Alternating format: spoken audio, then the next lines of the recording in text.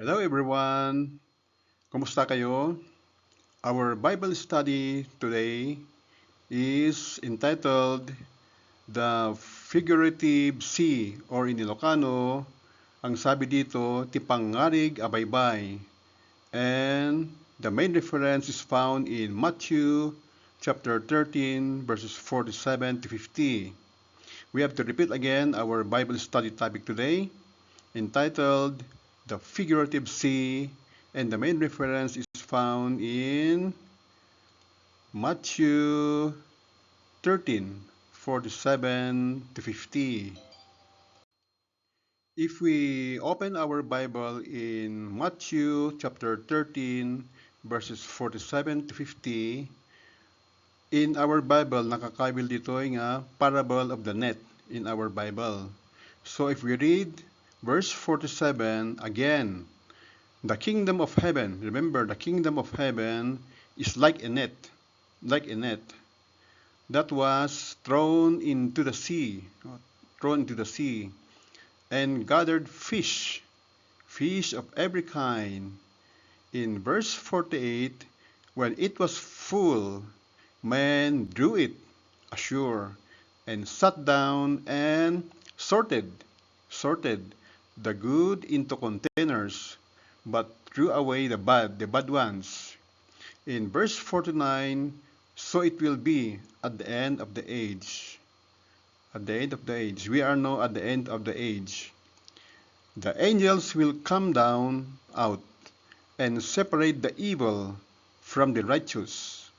In verse 50, and throw them into a fiery furnace. In that place there will be weeping and gnashing of teeth. So in our Bible study today, this series of this parable, and we will i-focus tayo our study on the figurative sea. What is this figurative sea nga nakakabil dito eh? So nga data kakapsat that is the focus of our topic, the figurative sea. What is the physical characteristics of the sea? Iti Ilocano kunan toy anya ba ti physical apakabigbigan iti dating nga baybay. Dati sea is baybay in Ilocano or sa Tagalog dagat. So these are the physical characteristics of the sea. Number one, the sea is a place, lugar where many waters are gathered. If you remember, all the rivers goes to the sea. Even dagitoy the agtudo, the rainfall goes down to the sea.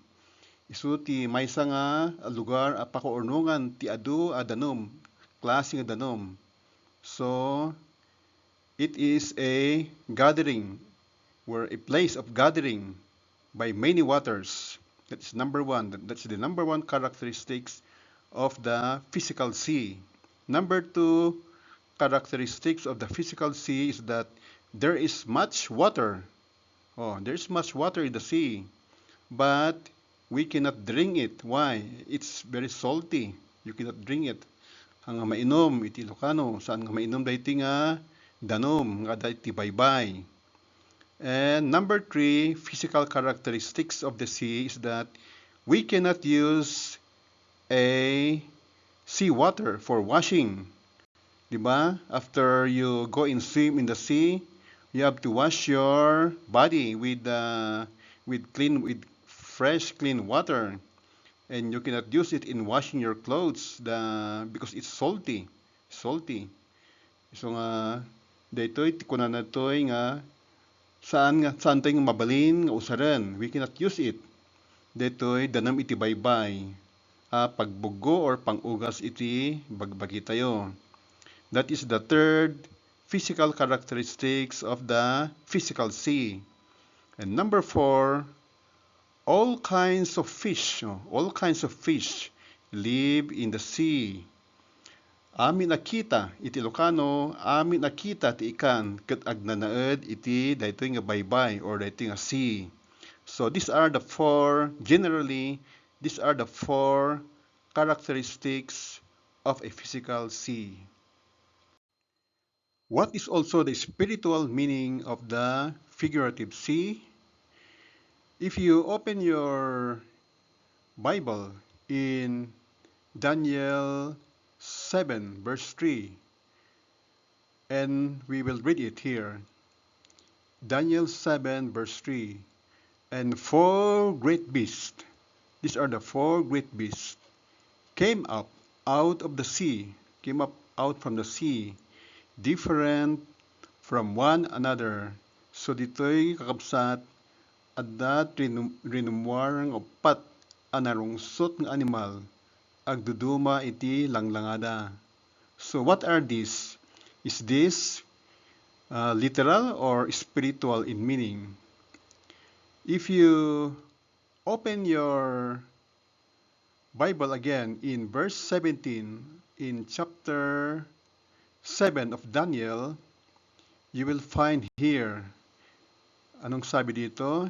These four great beasts are four kings or kingdoms who shall arise out of the earth. So, ibig sabihin dito, in this verse, these two verses talks about the earth and not the sea. Figuratively speaking, the sea is the earth or this present world.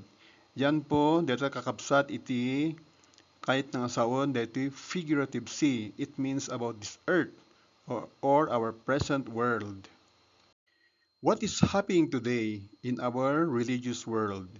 Today, the religious world is filled with mixed teachings led by Satan. In other words, in Ilocano, daytoy nga lubong tayo, ket naglaok, dagiti sursuro nga indaluan ni Satanas. If you open again open our Bible in Isaiah in verse 1 of chapter 27, Isaiah 27 verse 1, it says here, and we will read again what is written in this verse. In that day, the Lord with his silver sword, great and strong, will punish Leviathan. Leviathan is the sea monster, the fleeing serpent, Leviathan, the twisted serpent, and he will slay, God will slay this reptile or this twisted serpent that is in the sea. So nga data kakapsat ti mangyari, dito nga sea monster, God will soon destroy this Leviathan or sea monster. Who is this serpent? Who is this serpent or who is this Leviathan? If you open again your book in the book of Revelation in verse 9 of chapter 12, anong sabi dito? What is written here? It says here, this great dragon, the ancient serpent called the devil or Satan, the one who deceives the whole world, was thrown down to the earth with all his angels. So ibig sabihin, this Leviathan, this sea monster from the sea, is actually the great dragon or Satan that deceives the whole world, that deceives this religious world today. Sapay kumakabsat nga saan tayo kumamalalilaw, iti dati nga ni Satanas. Aside from Satan, there's also a great prostitute who rules this present religious world. At dati may isa nga babae nga reyna ti immoralidad. Who is this great prostitute? If you open again your Bible in Revelations chapter 17 verse 1, and we will read it here. One of the seven angels who had the seven bowls came and said to me, come, I will show you the punishment of the great prostitute who sit by many waters. What is this many waters? As mentioned a while ago, this is sea. Kasi sabi natin na lahat ng mga katubigan ay pupunta sa sea. So, this many waters is all about the sea. And if you go to verse 15, anong sabi dito? Then the angel said to me, the waters that you saw where the prostitute sits. The prostitute seats are peoples, multitudes, nations, and languages. What is the spiritual meaning of the following that was mentioned in Revelation 17, verse 5? Are they literal or spiritual? In here, it says here, a prostitute, meaning a prostitute is a person who accepts different kinds of teachings or binhi. Siya po ay mga awat na dumaduma nga bukel or seeds. Remember, there are two kinds of seeds, God's seed and the devil's seed. Sapay kumata, you are accepting the seed of God or the teachings of God. These peoples, who are these peoples? These are the congregation members, and the multitudes. These are the churches or ecclesia, churches, and nations. These are the denominations. Remember, there are thousands of denominations here on earth. And languages, these are the different doctrines or teachings. As mentioned in my previous study, because there are different understanding of the Bible that created so many denominations because of lack of understanding or understanding of the Bible. So in here, it says here, the above religious world is not controlled by Satan and his false pastors. So my dear viewers, my beloved viewers, please find the true church of God here on earth. Thank you again, my beloved viewers, for watching our short presentation and listening to our short Bible study. Sapay ko adati naawatan nyo, iti nga Bible study tayo. And we hope and pray that in our next Bible study, we will better understand what is being written here in the Bible. And please don't forget to click the subscribe button. Thank you, and see you again in our next Bible study. Amen.